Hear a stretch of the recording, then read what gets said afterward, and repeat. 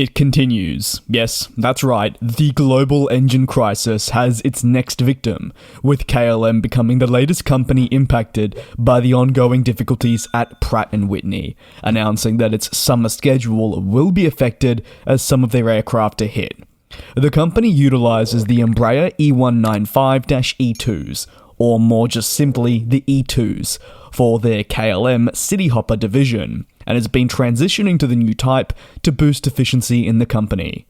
However, those plans will be halted as technical difficulties with the Pratt and Whitney engines installed on this aircraft mean that its summer schedule will see changes made, and they'll be again forced to rely on aging aircraft types that would have likely been headed back to lessors if the engine crisis didn't take a hold. While the company looks to seek clarification on the matter, and does naturally hope for a resolution from this, they do ultimately join a long list of other airlines and groups right around the world impacted by similar events, most of which have already been covered extensively here on the channel, so if you'd like to learn more, just have a scroll back and go to any of the videos discussing groundings. Unfortunately, the list really just drags on, and that can be related to airlines with the E2s, the Airbus A220s, Airbus A320s, and more. Reductions in its flight schedule are expected and will impact therefore plans for several months,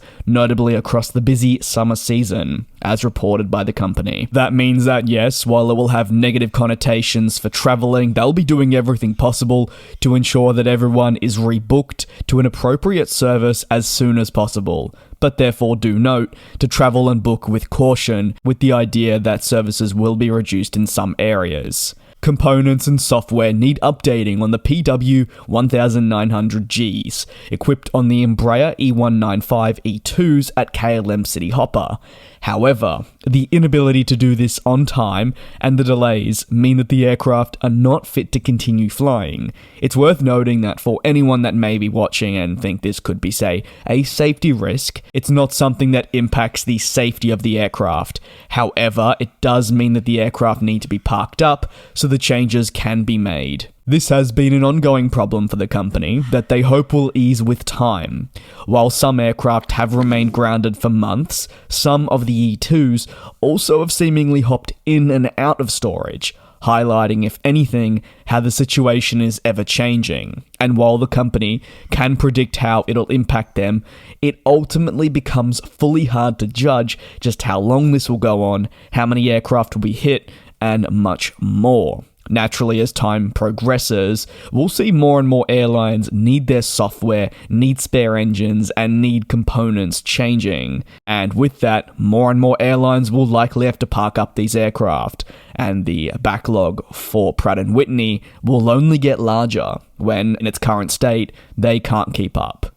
KLM will be looking towards continuing wet lease agreements for older E195s due to the loss in capacity for these specific new jets. Wet leasing has become a very popular method throughout recent times, especially as airlines look to navigate ongoing constraints, whether that be in KLM's case with Pratt and Whitney's engine crisis, or potentially for other airlines during the pandemic, or even tracking back further when we think about the Rolls-Royce Trent 1000 crisis that caused many Boeing 787s to be grounded, and airlines wet leasing aircraft on for that additional capacity. What are your thoughts on KLM grounding some of their aircraft and having to adjust their summer schedule? You can let me know down below in the comments. I wanted to apologize if you may have heard birds chirping in the background. I'm recording this in the morning here in Australia, and of course the birds are waking up and clearly want to be included in this content. So thank you very much for watching. Take care. Apologies for any background sound, but I hope it wasn't too intrusive. Take care, and I'll see you next time.